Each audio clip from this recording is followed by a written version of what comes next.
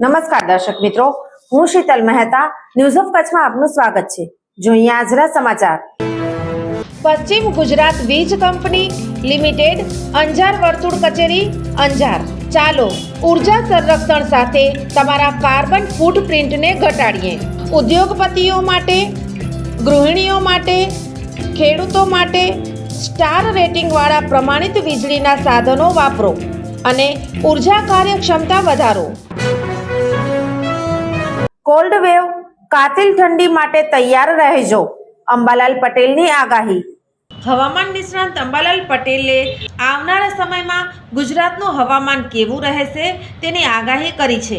તેમણે આગામી દિવસોમાં રાજ્યમાં માવઠા અને ઠંડીનું જોર ફરી વધશે તેની આગાહી કરી હતી। અંબાલાલના જણાવ્યા અનુસાર જાન્યુઆરી મહિનામાં દેશના ઉત્તરીય પર્વતીય વિસ્તારમાં ભારે હિમવર્ષા થવાની શક્યતા છે। બર્ફીલા તોફાન થશે। એશિયા ખંડમાંથી આવતા ઠંડા પવનને કારણે ઠંડીમાં વધારો થશે। ગુજરાતમાં પણ અસર થશે।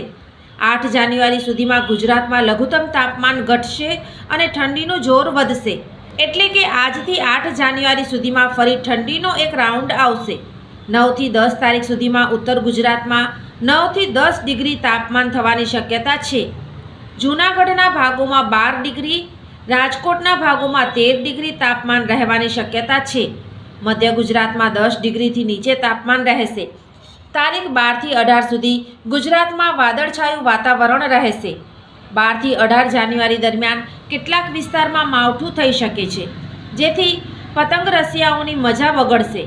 27મી જાન્યુઆરીથી ફેબ્રુઆરીની શરૂઆતમાં માવઠું થવાની શક્યતા રહેશે। અંબાલાલ પટેલે કહ્યું કે આ ઉપરાંત ઠંડીનો જોરદાર રાઉન્ડ આવશે। ઉત્તરાયણના દિવસે 15 કિલોમીટર પ્રતિ કલાકની ઝડપે પવન ફૂંકાશે। જોકે ઉત્તરાયણના દિવસે બપોરના સમયે પવન નહીં રહે। 15મી જાન્યુઆરીના દિવસે પવન સારો રહેશે।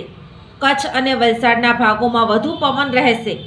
હવામાન નિષ્ણાંત અંબાલાલ પટેલની આગાહી મુજબ 11 જાન્યુઆરી આસપાસ વેસ્ટર્ન ડિસ્ટર્બન્સના કારણે ઉત્તર ભારતથી ગુજરાત સુધી કમોસમી વરસાદ થવાની શક્યતા રહેશે। ભારતના મોટાભાગના વિસ્તારમાં હવામાનમાં પલટો આવશે। 7 થી 9 જાન્યુઆરીના મુંબઈથી કર્ણાટક સુધી વરસાદ થવાની શક્યતા રહેશે। અરબ સાગર અને બંગાળના ઉપસાગરમાં પવનો આવશે। સોફ Kutch power by Opal electronics, LG best shop, Vijaynagar road Bhuj, Rambag road Adipur. Power by KC jewellers, latest fashion ડિઝાઇનના ઓર્નામેન્ટ્સનો વિશ્વાસપાત્ર શોરૂમ, હોસ્પિટલ રોડ ભુજ।